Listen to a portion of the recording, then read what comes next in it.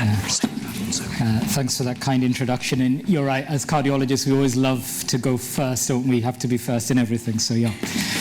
I'd like to thank the organizers for the invite to talk about cardio-oncology today, and I appreciate that for many of you this may be something new. You may vaguely have heard of the term, so in the next 30 minutes or so, I'll just try and give you maybe a very brief overview of the topic.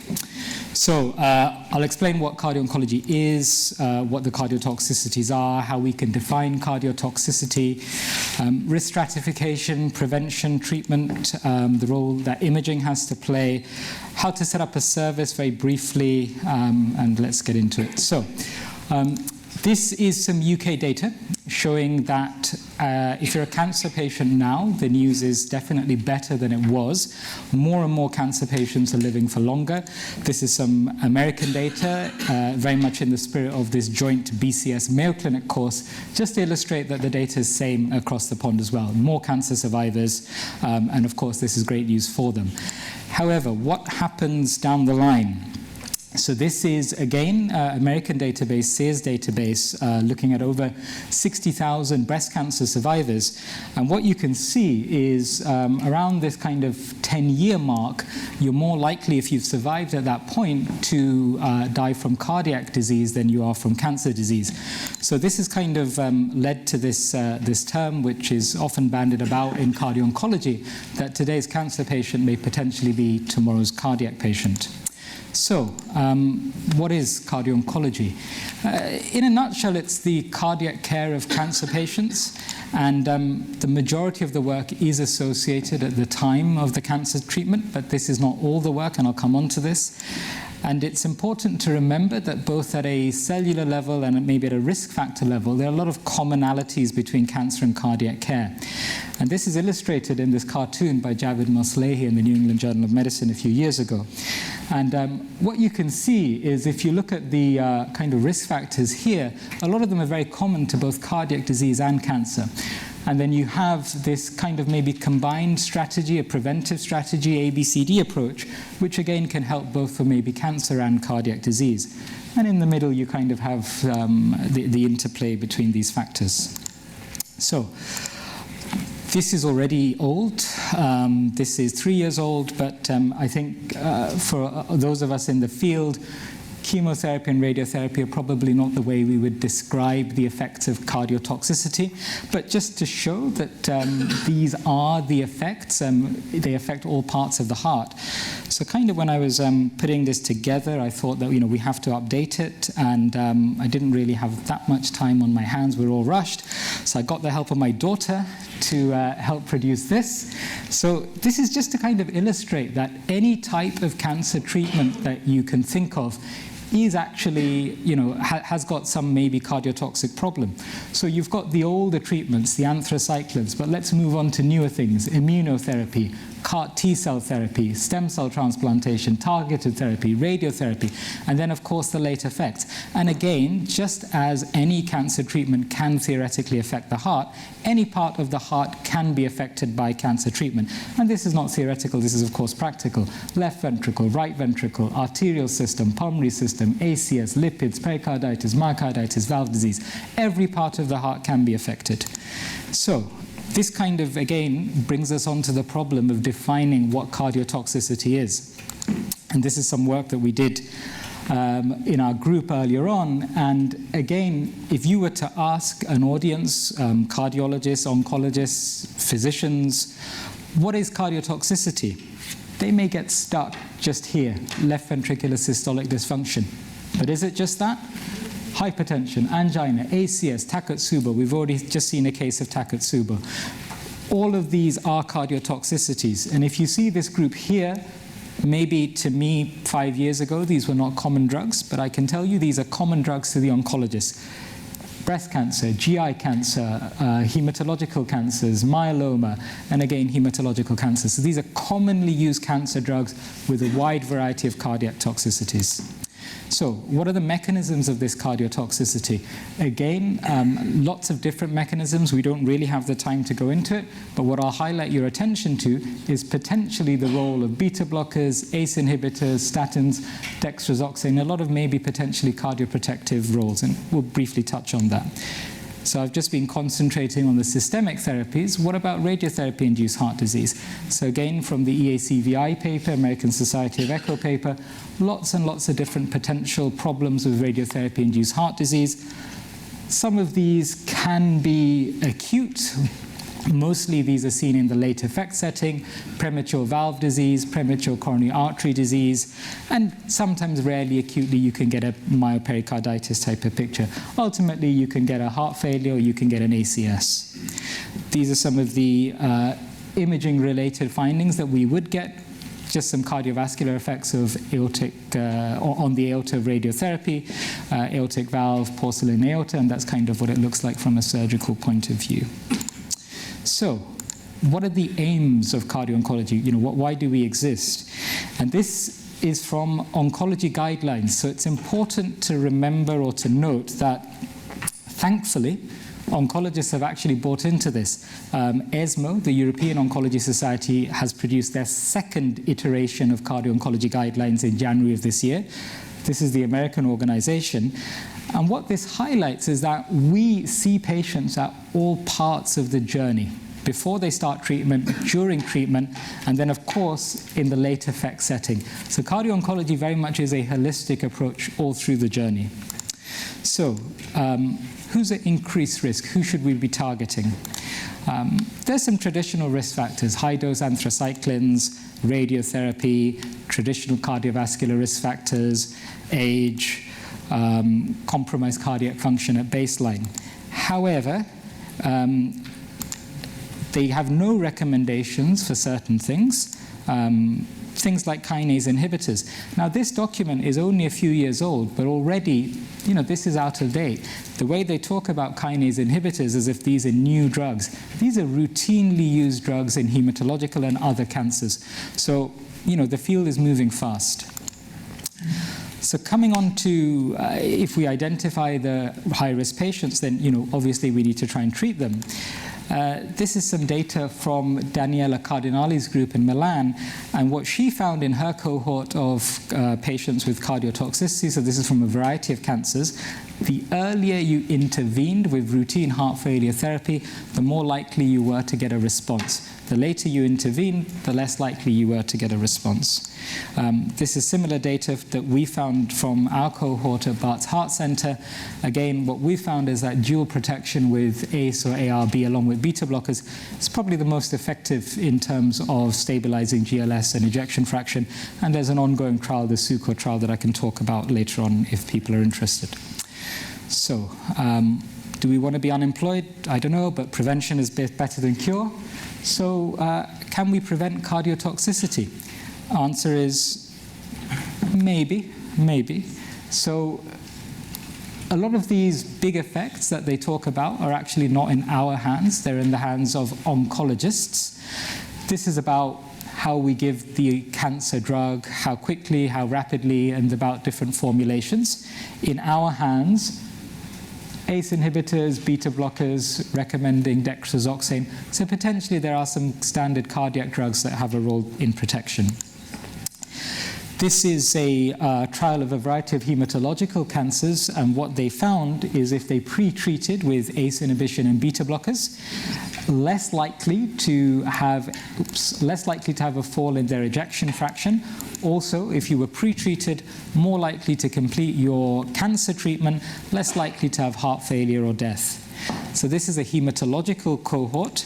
Now let's look at a breast cancer cohort. Again, this is the Prada study, which came out of Norway a few years ago in the European Heart Journal. This is breast cancer patients treated with what we would class as state-of-the-art treatment. So they had Herceptin, they had anthracyclines, they had radiotherapy, they had surgery if required. They pre-treated with candesartan or metoprolol or neither or both. What they found was that candesartan potentially was protective in terms of systolic function, and that metoprolol was potentially protective in terms of diastolic function. So, do we need cardio-oncology? Again, this is very similar to those of you from the UK, similar to the heart failure, national heart failure data. That data does show that if you see a cardiologist, and then if you see a cardiologist with a special interest in the area, your outcomes are likely to be better in terms of heart failure management. Again, if you see a cardiologist, more likely to be started on guideline-mandated therapy. And again, another different cohort, this time from Stanford, showing something similar. If you are symptomatic, you're less likely to be started on, if you're asymptomatic, you're less likely to be started on treatment. If you're symptomatic, more likely to be started on treatment. So this brings us on again to guidelines. So cardio-oncology itself has been around as a field maybe about 10 years. And this is kind of where one of the first consensus documents comes in, about 2011 from the ESC. Then we had this statement that I've already referred to, which was around 2013, 2014. There's statements from interventional cardiologists, and there's statements from a variety of different countries. In Europe here, this is probably the big one that we refer to, the 2016 ESC position paper. And as I mentioned, this is the second iteration of cardio-oncology guidelines from the European Society of Medical Oncology. And we're in the process of writing BSc cardio-oncology guidelines. So, coming on to the BSc cardio-oncology guidelines, is ejection fraction enough? When you do an echo or any other imaging modality, for an oncologist, EF is usually a good number. It's a single number, 50% more or less. It's pretty easy. If we're doing that, we should be measuring it in a volumetric way. But if we rely just on EF, potentially we're missing out on intervening at an earlier stage. So why is that? So we know that heart fibers are arranged in a variety of different ways. You have the circumferential fibers, you have the radial fibers, long axis fibers, and together the combination of these fibers really produces this kind of motion. So this is that whole kind of torsion, the wringing of the towel. You know, it's a very complex motion. So together, it's these fibers that produce the ejection fraction. So what happens in cancer, and not just in cancer, in hypertrophic cardiomyopathy, hypertension, a number of different conditions, it's often the long axis fibers that go down first. They're the most distant from the blood supply. However, what will happen if you're looking at ejection fraction is it will stay the same because radial and circumferential fibers will compensate. So is there something better? Answer is yes. So we have got strain. I mean, a lot of you will be imagers in the audience. So this is something that we would routinely use and recommend in cancer patients. You may well have seen this. So it's kind of a summary of the 3-chamber, 4-chamber, and the 2-chamber views to produce this bullseye plot. And you know, it is in the guidelines. These are the 2014 EACVI, American Society of Echo Guidelines. You know, strain is there. It's in the guidelines that we're currently writing for the BSc as well. So, to wake you up, what do people think? Normal? Abnormal? Okay, so I'm hearing low, normal, normal. So, radial is normal, longitudinal is low. Okay. So, pre-treatment, EF is 61%, GLS is -20. So as per their lab, Dinesh's lab, this is normal. 6 months later, what do people think now?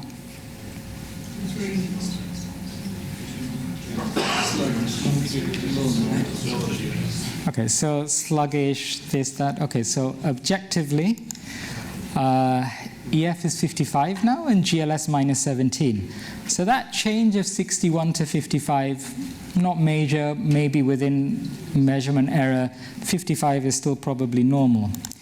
So 12 months later, what do people think now? Yeah, so this is definitely no.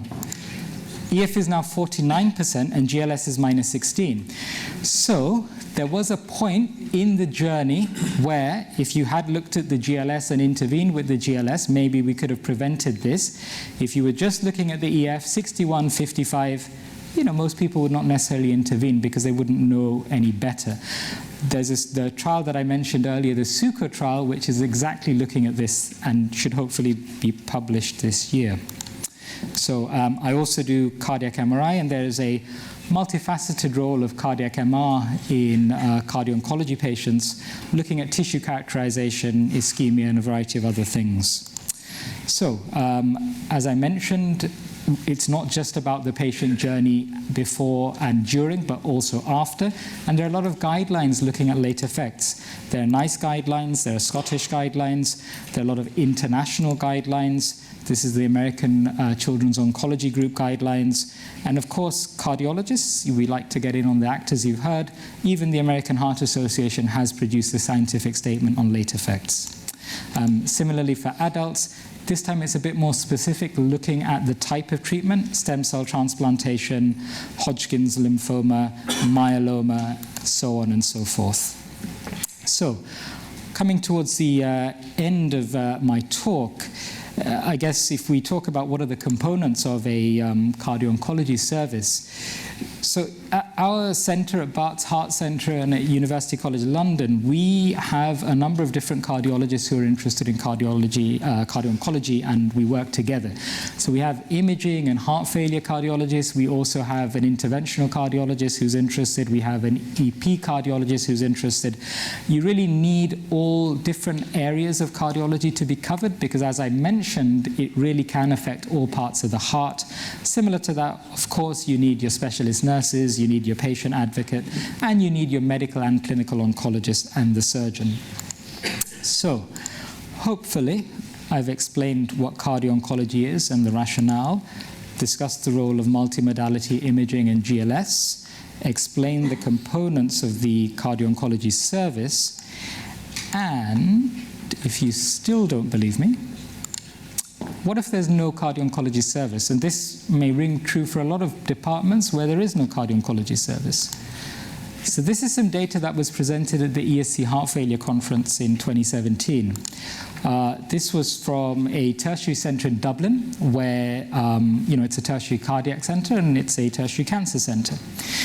They looked at their breast cancer patients.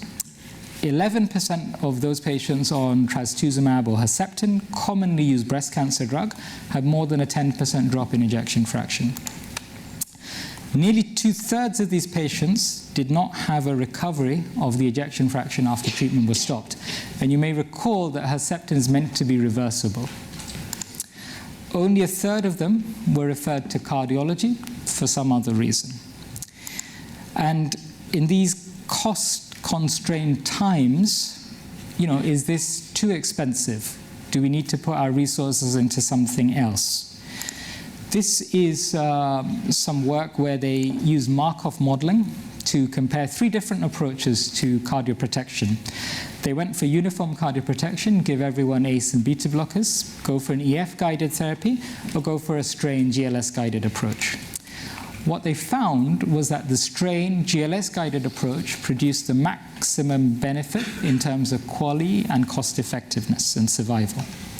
So those are the values, American values. And is it actually going to help with outcomes? This is some work from Susan Dent. She's an oncologist who kind of set up the first cardio-oncology service in Canada, is now in America at Duke. And the answer from her work, at least, is yes. When she looked at the patients who came through her cardio-oncology service in Canada, the majority of patients completed their treatment. The majority completed their cardiac treatment. The majority were alive. 77% were alive at 5 years. And of those who died, the maximum, or the main cause of death was actually due to cancer progression. Only 6% actually died due to a cardiac cause.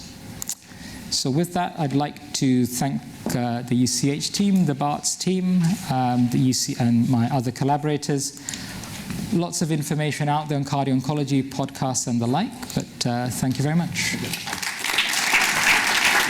Thank you, questions. Great. We're going to have a few minutes for questions. Such an exciting area to be in. While we're doing the evaluations, I think there are a few questions. Can I ask you one quick question? Sure. Take prerogative here. So that Prada trial you mentioned, so are you giving prophylactic ARBs to these patients? And if so, let's say they get through everything fine, their cancer is cured, do you de-escalate? Do you keep it going forever? Yeah. So the problem, so there are a number of these kind of RCTs prophylactically looking at this. Numbers are small. So in cardiology, we're used to 10,000 patients, 20,000 patients. Prada, 250 patients. So that's where the problem is. Again, if you were to look at, I guess I could flip it around and look at it from a different angle. The patients in whom cardiac function deteriorates and they're given treatment, what happens when the treatment finishes and their function is now normal? You know, do you carry on at that point? So these are kind of commonly asked questions that we have. And if I were, I guess, to answer that second question, if you look at some of the data, the HF data, I think Ali was probably involved in that. A third of these patients, actually, the cardiac function deteriorates even if the function has normalized down the line. So ongoing area of research. Fantastic. Questions? Do you want to shout it out? Are you seeing much myopericarditis in the new upregulatory immunotherapies for melanoma and renal cell? And if so, other than stopping them, is there any actual active treatment you can give in the acute phase? Everyone hear that? Great. Okay, so great question. So I'm actually on call this week. Before I came, I was actually walking from UCH to here, got a call from a hospital, can't name, but just outside London, saying that we've got a patient, troponin is 5,000, they're just about to be tubed and going to ITU, and this was on a checkpoint inhibitor. So, if you look at the literature, and if you look at the case reports, and if you look at the registry data, they say that the incidence of myocarditis is maybe about 1%. Case fatality rate is 50%. However, I would say probably the incidence of a troponin leak is higher, and maybe the case fatality rate is less. This is an extreme scenario. The patient that they called me about just now, they did an echo, and ejection fraction actually is about 10% global shock. That's uncommon. More common are patients who have high troponins, 5,000, 6,000, 10,000, mild LV dysfunction. GLS may be abnormal, but you do a CMR and they do have edema. So in answer to your question, it is rare, but it's probably commoner than what's quoted. Outcome is probably not as bad as what's quoted, and the treatment is actually, as you say, the treatment of the toxicity with immunoglobulins, with steroids, with mycophenolate, with plasmapheresis, depending upon the situation, how far gone they are. They may need supportive treatment in the form of ventilation. You can give them ACE and beta blockers, but as I mentioned, cardiac function is not normally the issue. More than that, arrhythmias, complete heart block. So we have had to pace a lot of these patients. But if you can get them out of that acute phase, hopefully things will improve, but it's a semi-reversible thing. Troponin will remain elevated for a year or longer. We've seen that in our patients. Fantastic. Questions? On the other side of the room I saw some. Oh, go ahead, front. If you want to detect a small change in ejection fraction, the answer is not through an echo, it's an MRI. We have MRI in our DGH, we're lucky, I think, probably over most, but we have no capacity to do. We have an oncology centre on site as well. Do you think we should be having a massive expansion of MRI to match the oncology use of these drugs to try and to get better imaging? Or do you think the echo is still going to be king of this in 10 years' time? So I do echo and MRI, so I guess I can say I may be unbiased in that regard. So for me personally, and what we do at Barts, we definitely use MRI when there's an issue with image quality for echo. This is not our routine. In our data, which I've not shown, we've actually managed at least to get GLS in 85% of the patients. But of course, there are breast implant patients with breast, after breast cancer. There are patients with lung cancer who obviously don't have good image windows. So MRI is not necessarily our go-to in this context. However, when we're moving forward, we will be in the era of doing 10-minute MRI scans just looking at function. And then it may be in terms of cost comparable, but maybe not in terms of accessibility still. So as you say, in a DGH, yours is obviously extremely well staffed. You have the MRI, but a lot of places access is still going to be an issue in 10 years, I guess. Great. We have a session on imaging, and John Greenwood, I know, feels passionately about MRI. So we'll be talking more about this. It's come up a few times. More questions from, I saw some hands go up. Go ahead, please. Do you routinely do MUGA scans anymore, or just... So the question was MUGA scans. some of these people have never heard of a MAGA scan. So do we routinely do MAGA scans? Yes, and we wouldn't request them from cardiology. I think before the cardio-oncology service came into place, it was requested, but I think that's not really the default. These are cancer patients who are having a lot of radiation treatment anyway. You don't want to give them further increased doses, repeated doses, sequential monitoring. And the information that you get, the added information from echo, CMR, it probably doesn't mean that that's really something we would use. Go ahead. The role of BNP in, do you have any? So biomarkers in general, when you tell us about your cardiac biomarkers in oncology. Sure, so that's more than one talk in itself, I think. I didn't touch on that at all. So there is data to suggest that troponin and BNP can help with the management, but the problem is troponin can go up. Does that mean you intervene, and you intervene with what? When do you measure the troponin? When do you measure the BNP? So if I'm looking at it from the point of view of regular practice, do you routinely do it? No. If it's a high-risk patient, so for example, breast cancer patient on treatment, you do your 3-monthly echo, which is mandated as per oncology guidelines. Ejection fraction has gone down significantly. The oncologist tells you that the outcome in a 36-year-old female is terrible unless you complete the treatment. In that case, we give them medication, we try and get them through their treatment, but we would monitor them more closely. We would do biomarkers, we would do echoes. So that's really the context, in the clinical context, that we use the biomarkers.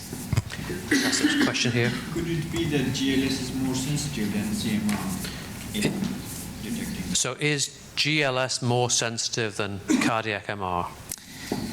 So we are actually doing a head-to-head study looking at echo, reproducibility, CMR, and these parameters. So I probably will answer that question later. What I can say is that, again, we're coming back down to accessibility. You have cancer patients in every hospital, but do you have CMR in every hospital? I can say that because I do CMR, so I don't have any hat in, I favor CMR, I favor echo. You can do strain in CMR as well. Yeah, so for our cancer patients, although that's more of a research type of setting, we do strain via CMR. So if you're looking at reproducibility, clearly, in terms of ejection fraction volumetric, CMR is more reproducible than echo. If you then take it into the realm of AI, then CMR probably is even more reproducible, and a lot of it is less operator dependent, less dependent on image quality. At the moment, the best we have, or the most sensitive marker we have as per the literature, is GLS. Will that change going forwards? Potentially. But again, this has to be widely applicable and available for everyone. One more question, I think. Time for one more. Go ahead.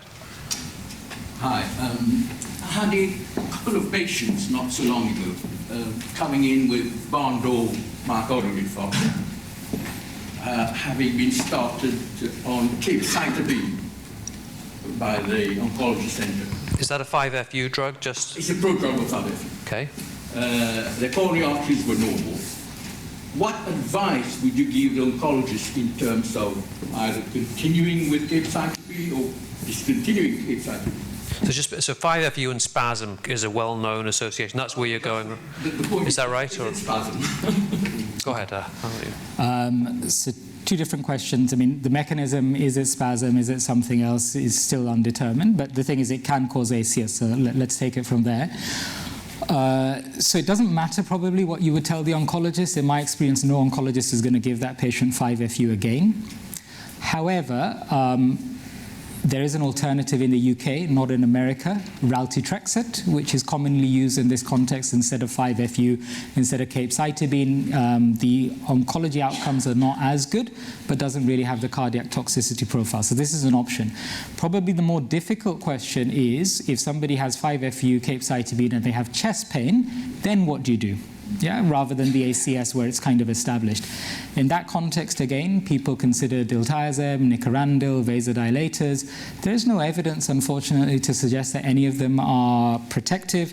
Again, there is no evidence to suggest stress MR, stress echo, coronary angiogram, CTCA. No matter what you see on any of these tests, even if they're all completely normal, that unfortunately does not predict your risk is then low.